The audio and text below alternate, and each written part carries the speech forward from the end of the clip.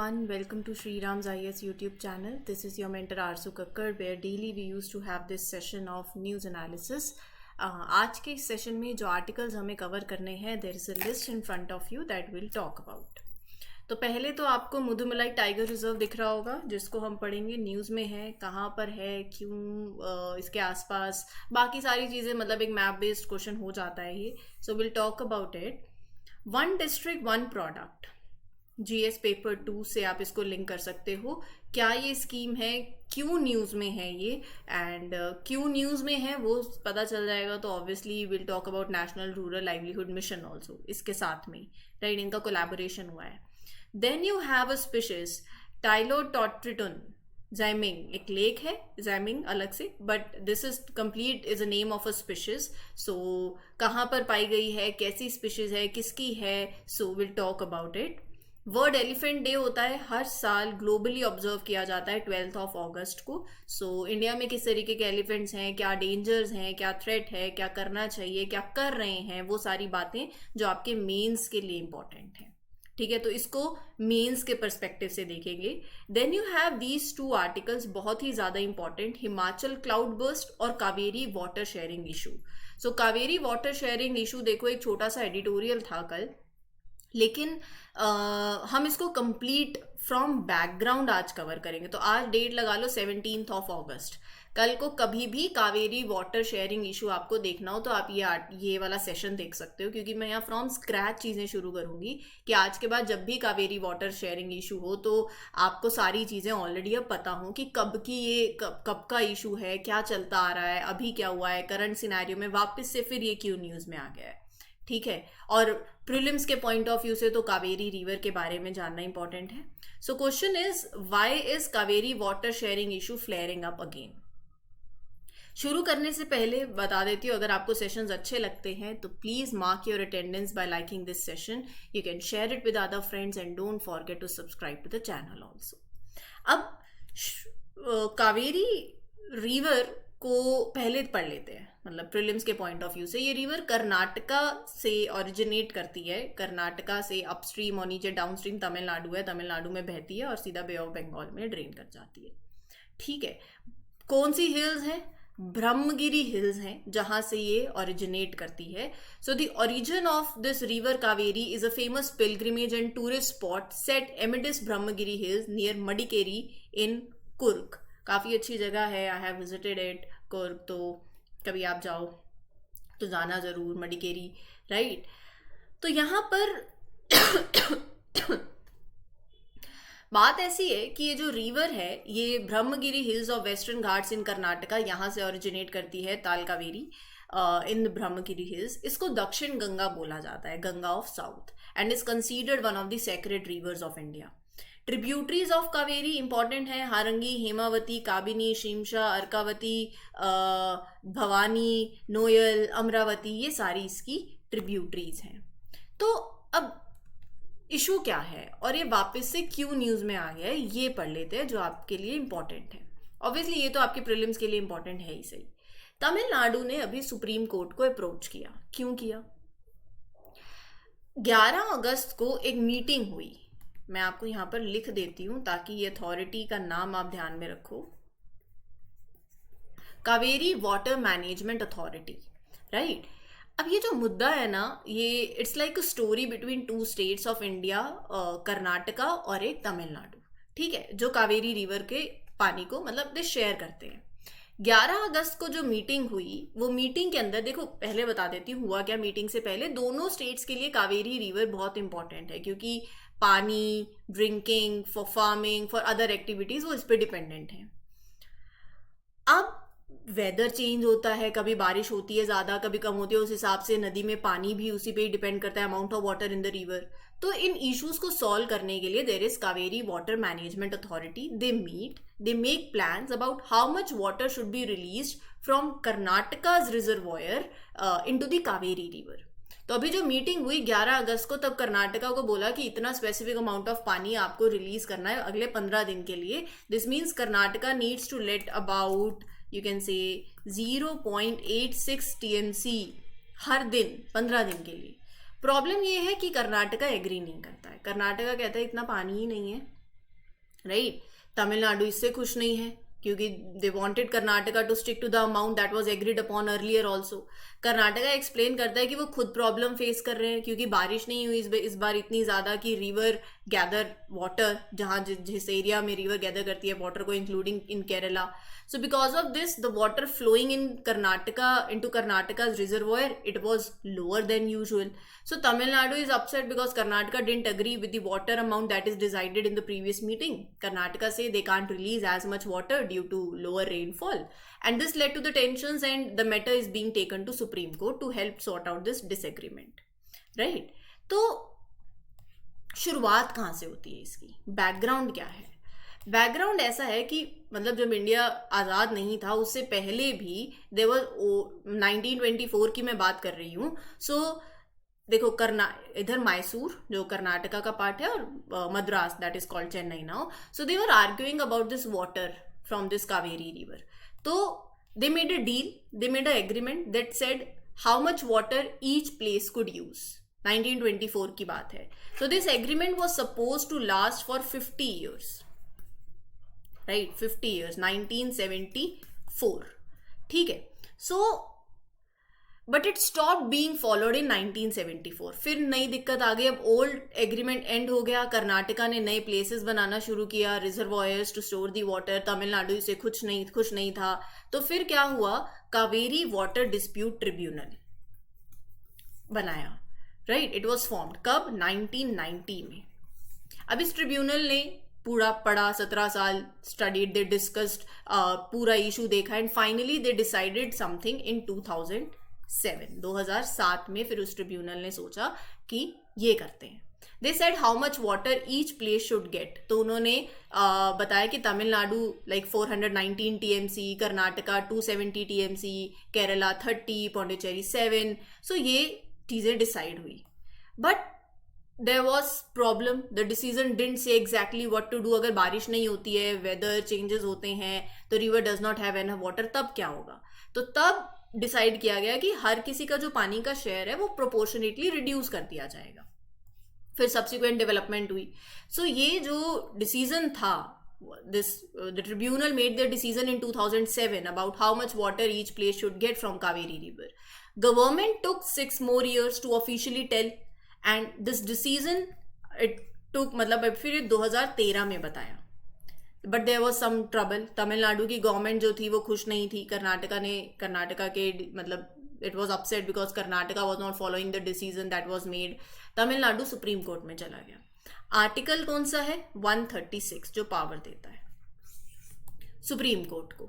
It is like a special key for the supreme court. It lets the supreme court look into these important matters. 2018 में supreme court ने decision दिया that Kaveri एक important resource है whole country के लिए। It also mostly agreed with the decision that was made by tribunal, और उन्होंने कहा कि आपको क्या करना है, आपको सेंट्रल गवर्नमेंट को कहा कि एक प्लान बनाओ, that is Kaveri water management scheme. उसके अंदर उस प्लान में 2 इंपॉर्टेंट ग्रुप्स बने, एक कावेरी वाटर मैनेजमेंट अथॉरिटी और एक Kaveri water regulation committee, right, to make sure everyone follow the rules about water sharing. अब पानी कैसे शेयर होता है, देखो monthly schedule is in place for Karnataka upper riparian state है, राइट। तो कितना पानी रिलीज करेंगे शेड्यूल के हिसाब से, Karnataka is to make available Tamil Nadu, अच्छा इतना नॉर्मल ईयर्स में, जैसे जून से महीने में नॉर्मल ईयर है तो इतना पानी देना है, बारिश कम होती है तो इतना पानी देना है, राइट। सो ये सारी चीजें हैं। बट अभी इशू वापस से न्यूज में आ गया, when the rain is less than expected, it causes disagreement between the two states. Tamil Nadu might not get the water it was promised, Karnataka might not have enough to give. So this happens during monsoon season, जब बारिश ज़्यादा नहीं होती अगर तो। That is why ये issue वापस से more intense हो गया, and it caused tension between these two states. ठीक है, तो ये important था। और अब कावेरी रिवर के बारे में भी मैंने आपको बता दिया है, तो यहाँ से कोई भी सवाल बनता है तो you can take it very easily. और अब न्यूज में जब भी कावेरी वाला इशू आएगा तो आप उसको बहुत आसानी से कैटर कर सकते हो। अगला जो आर्टिकल है वो है क्लाउड बर्स्ट को लेके। बादल फट गया। देखो क्लाउड बर्स्ट क्या होता है। एक ऐसी सिचुएशन इमेजिन करो, और अभी हमने देखा है जो हुआ है क्लाउड बर्स्ट ये क्यों न्यूज़ में है, बिकॉज ऑफ हिमाचल में over 50 people have died due to heavy rains in Himachal Pradesh. तो लैंडस्लाइड्स भी रिपोर्ट हुई हैं। इस पे पूरी बात कर लेते हैं। जब बहुत कम एरिया में बहुत ज़्यादा बारिश हो जाती है, आप उसको क्लाउड बर्स्ट कहते हो। This kind of rain is called cloud burst. It's like sudden burst of rain from the clouds that pour down really intensely. And when this happens over a small place, it causes a lot of problems. एक line अगर आपसे prelims में क्या पूछी जाए, क्या all heavy rains are cloud burst? नहीं। अगर to be called as a cloud burst एक specific rule है, अगर if it rains 10 centimeter or more for more than an hour, right, in an area of 10 kilometer by 10 kilometer, then it is cloud burst. अगर 5 centimeter भी होता है for half an hour 10 kilometer by 10 kilometer भी, then it is also a cloud burst. Cloud burst कोई they are not super rare. मतलब during the rainy months monsoons में heavy rains होती हैं हिमालयन स्टेट्स में because of their weather, land mass, temperature, right, in those areas. So सवाल ये उठता है कि इससे इफेक्ट क्या होगा और क्या इसकी फॉरकास्ट क्लाउड बर्स्ट का आप कर सकते हो या नहीं कर सकते हो। जब क्लाउड बर्स्ट होता है तो क्या होता है, सडन हैवी रेनफॉल होती है। क्या इफेक्ट होंगे, लैंडस्लाइड्स, है ना। लैंडस्लाइड्स जो अभी हम न्यूज में हम इसीलिए तो पढ़ रहे हैं, रोड ब्लॉक्स होंगे, हाउस डैमेज होंगे, फ्लैश फ्लड्स होंगी, और लोगों की जिंदगियां हमने देखा है अभी जो हुआ है। तो आप फॉरकास्ट कर सकते हो या नहीं। अगर प्रिडिक्ट हो सकता है तो obviously it will be really very helpful, but it's not that easy. Meteorologist can forecast when there will be rain in certain region, state, district. They can say it. They can say if it will be light rain, heavy rain, very heavy rain, but they can't tell exactly how much rain will fall in one specific place. और predict करना है तो बहुत ज़्यादा high and technology चाहिए रहेगी, and technology isn't that advanced अभी to do that perfectly. It's difficult to set up so many instruments and use computers to process all that information. So, even though we can guess about generally heavy rain होने वाली है, we can't exactly say when and where a cloud burst will occur. Right? So, this is the case. अब cloud burst के जो incidents हैं, वो जो happenings हैं, रेनफॉल जो है वो बहुत ज़्यादा इंटेंस होती जा रही है। और अभी हमने आर्टिकल भी कवर किया था जब इतनी बाढ़ आई और नॉर्थ में हमने देखा हिमाचल उत्तराखंड में, तो उसके दो रीजंस थे। एक तो मॉनसून ट्रॉफ जो हमने पढ़ा था, ट्रफ, तो एक तो वो हो गया, और दूसरा उसके साथ वेस्टर्न डिस्टर्बेंसेस। सो इसके कॉम्बिनेशन के चक्कर में बहुत ज़्यादा ऊपर देखो, ट्रफ में तो लो प्रेशर बन जाता है, राइट। सो उधर से वेस्टर्न डिस्टर्बेंसेज आ गए, तो दीज वर द फैक्टर्स जो कि इतनी ज़्यादा बारिश हमें देखने को मिली है। और उसके चलते लैंडस्लाइड्स। लैंडस्लाइड क्या है, जब एक बहुत बड़ा रॉक, डर्ट और debris that move down the हिल, और क्या कारण हो सकता है, नेचुरल भी हो सकता है, ह्यूमन भी हो सकता है, ह्यूमन कॉज। नेचुरल जैसे बहुत बारिश हो जाएगी, अर्थक्वेक हो जाए, और या फिर ह्यूमन में digging, cutting of trees, even too many cows grazing on the hills also can make that soil weak and cause landslides. India की बात करूं तो India is one of the top 5 countries in the world. Just give me a minute. Yeah. So India is among top 5 countries in the world जहां that is prone to landslides. तो अगर आपको data भी चाहिए extent of vulnerability का, तो आप ये लगाओ 66% आपको नॉर्थ वेस्ट हिमालयाज में देखने को मिलेंगे लैंडस्लाइड्स, 18% नॉर्थ ईस्ट हिमालयाज में, राइट, और डाउन वेस्टर्न घाट्स 14%, 14.7%, 15% लगा लो। So this is the number.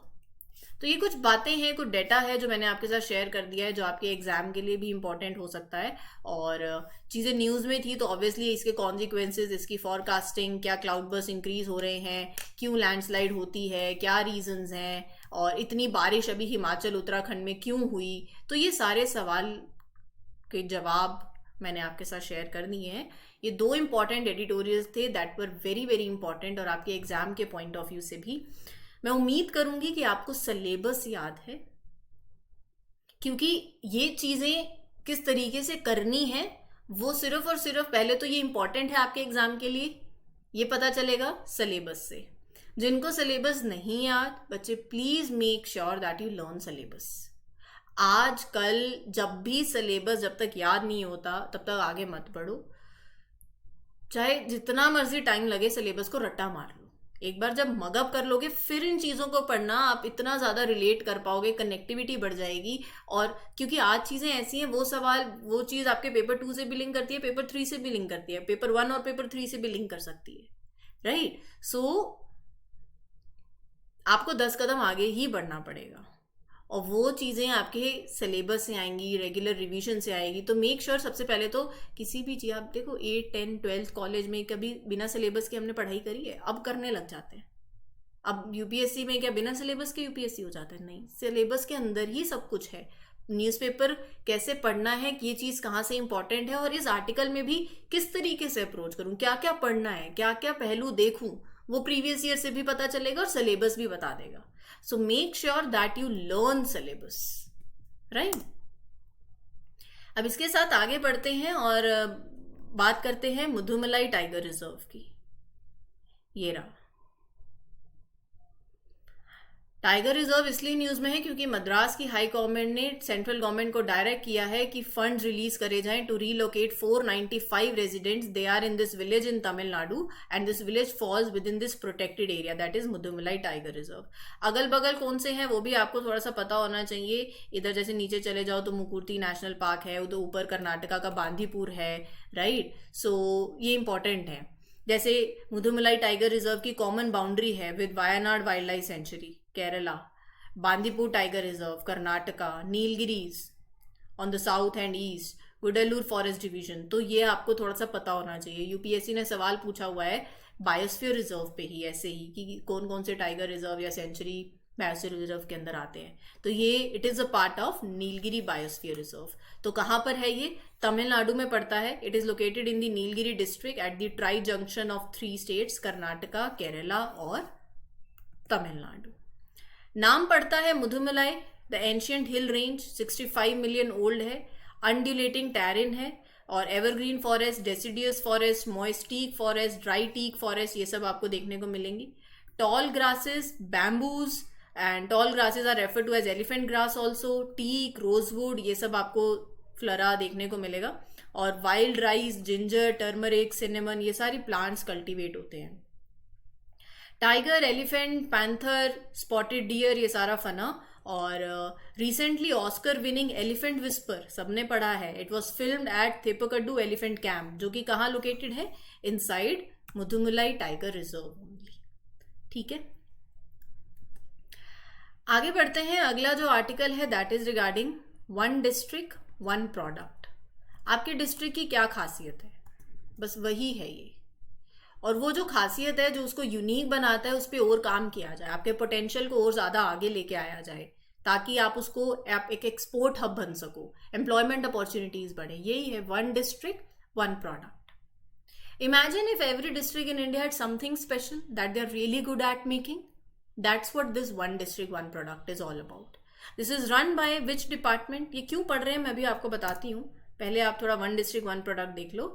Department जो है वो है department of promotion of industry and internal trade, ministry of commerce and industry, right? अब होता क्या है, जैसे कि मैंने आपको बताया, आप हैंडीक्राफ्ट में फेमस हो, आप हैंडलूम में फेमस हो, एग्रीकल्चर प्रोडक्ट्स में हो, तो जो भी है उसको प्रमोट किया जाए, डिस्ट्रिक्ट के पूरे पोटेंशियल को रियलाइज किया जाए, जिससे कि आप उसको आगे फॉस्टर करो, उसको बढ़ाओ, जिससे ग्रोथ हो, social growth, cultural growth, economic growth, employment opportunity बढ़े, specially in the rural areas.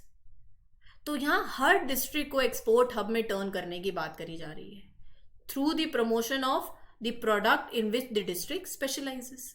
तो फिर क्या होगा? ऑब्वियसली प्लान्स हैं कि आप मैन्युफैक्चरिंग स्केल करो, लोकल बिजनेसेस को सपोर्ट करो, फॉरेन कस्टमर्स फाइंड करो, राइट? जो आत्मनिर्भर भारत का जो विजन है वो आगे बढ़ेगा। अब न्यूज में इसलिए है क्योंकि one district one product initiative ने टीम अप किया है with national rural livelihood mission. ये क्या है मैं भी आपको बताऊंगी। सो together they have created ODOP wall.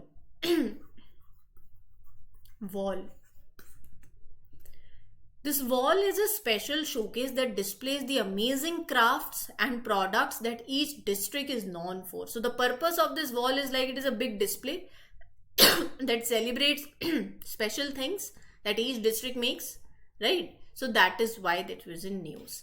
अब रही बात नेशनल रूरल लाइवलीहुड मिशन की, सो पॉवर्टी एलिवेशन प्रोग्राम है. क्या चाहते हो आप? मेन गोल क्या है? To create better wages for poor people in rural areas, ताकि वो कमा सके. नेशनल रूरल लाइवलीहुड, रूरल लोगों के लिए लाइवलीहुड ऑप्शंस को जनरेट करना, to improve their lives, to support them so that they have better income. जिसमें आप चाहोगे कि विमेन्स जो है वो सेल्फ हेल्प ग्रुप्स के अंदर they should be there, to brought them under into it. That is universal social mobilization, ताकि एक ऐसा नेटवर्क हो. Participatory identification of poor. PIP process. तो पीआईपी प्रोसेस क्या है? PIP is like to find out who are those families that are poor. So once they identify these families are poor using this process, they become the main focus of the program. फिर उसके अंदर आप, एक होता है revolving fund, community fund जो poor के लिए होगा. पैसा चाहिए, right? It is like a pool of money that keeps getting used by the group of poor people. Revolving fund है, they can take some money, they can start the business, profit आया, they can put the money back to the fund, right? Community investment fund same यही है, but जब whole community involve हो जाए. सो ये सारी चीजें हैं जो इसके अंदर एडेड है. अगला जो है that is Tylototriton Zaimeng, a new species of salamander. कहां पर रिपोर्ट किया गया? In the Zaimeng lake of Manipur. तो ये है जिसकी हम बात कर रहे हैं. थोड़ा तस्वीर देख लो, क्योंकि जितना पिक्चर माइंड में रह जाएगी उतना आपको काम आएगा. इनके बारे में थोड़ा सा पढ़ लेते हैं. It is a very special type of animal that is known as salamander. It's bit like a lizard but lives in water and has smooth, moist skin. पहले people thought that it was similar to two other types of salamander, T. himalayanus and T. verrucous, right? But it is actually different. तो पहले होता है ना, पहले ऐसा होता था कि मतलब दो भाई हैं, सेम शक्ल है, तो रिलेटिव्स को लगता था कि शायद वही हो तुम, कंफ्यूज हो जाते थे. तो at first people mistook this Zaimeng for its close relatives, मतलब they are like cousins in the animal world. Scientist did a special study that is phylogenetic analysis to understand this thing, this salamander better. They find out that this species is more like other two species, that is sister species of T. panvinus and T. hau. They are found in China and Myanmar. इसकी appearance कैसी है? Medium size salamander है, which is mean ना ज्यादा बड़ा ना ज्यादा छोटी है. It head is big and wide. It has a round snout. आपने देखा था bumps on the top of its head. There are bony ridges that stick out. Its limbs are short, nicely shaped. When they are folded against its body, they don't overlap. तो ये बातें हैं. और रही बात जाइमिंग की, तो ये लेक है. कहाँ पर पड़ती है? बस अगर आपसे इतना भी पूछ लिया जाए, क्योंकि न्यूज़ में आ गई है, तो बता देना. On the top of Khongtheng mountain ranges, right? So थोड़ी सी ये चीज़ें हैं, ध्यान में रख लोगे तो आपके एग्जाम के लिए ही इम्पॉर्टेंट है, और it will really help you prelims के अंदर, क्योंकि यूपीएससी आजकल ऐसे बहुत सवाल पूछने लग गई है. Then you have world elephant day. World elephant day हर साल 12 अगस्त को ग्लोबली ऑब्जर्व किया जाता है. जो चैलेंजेस हैं उनको एड्रेस किया जाए, उनको कन्फ्रंट किया जाए, एलिफेंट्स को प्रोटेक्ट किया जाए. इंडिया के अंदर wild Asian elephants largest number के अंदर है, 29,000 के आसपास. 60% of this species global population मतलब इंडिया के अंदर है. कर्नाटका में बहुत ज़्यादा है, हाईएस्ट नंबर, उसके बाद आसाम, उसके बाद केरला. अगर आपसे एशियन एलिफेंट का आईयूसीएन स्टेटस पूछ लिया जाए तो क्या बताओगे? एंडेंजर्ड. करेक्ट, एंडेंजर्ड है, ध्यान में रखना. और साइट्स में अपेंडिक्स 1 के अंदर है. देखो, एलिफेंट कंजर्वेशन जर्नी में इंडिया ने क्या किया है अभी तक, ये आपके जीएस पेपर 2 के लिए भी इंपॉर्टेंट है, गवर्नमेंट पॉलिसीज एंड इंटरवेंशंस में. ह्यूमन एलिफेंट कॉन्फ्लिक्ट के लिए 40 elephant corridors, 88 wildlife crossing to reduce the conflicts. Project elephant चलाया, जिसके चलते 25,000 से 30,000 के नंबर पर आप आ गए. पॉपुलेशन इंक्रीज हुई है 1992 से 2021 तक. 33 एलिफेंट रिजर्व्स हो गए. कॉन्फ्लिक्ट मैनेजमेंट के लिए there are rapid response teams in various states to handle the conflict situations. Community participation पे वो ज़्यादा बढ़ावा दिया. Gaj Yatra program, Gaj Shilpi initiative, right. So these are the things that we have done and they have shown results also, ताकि वो आपने number साथ में दिखाई दिया है. तो ये था आज का सेशन. उम्मीद करती हूँ आपको अच्छा लगा हो. ऐसी और वीडियोस के लिए do like, share and subscribe to Shriram's IAS YouTube channel. This is your mentor Arzu Kakkar signing off for today. Thank you everyone for giving your valuable time. Take care. Good luck, good wishes. Happy learning. All the best.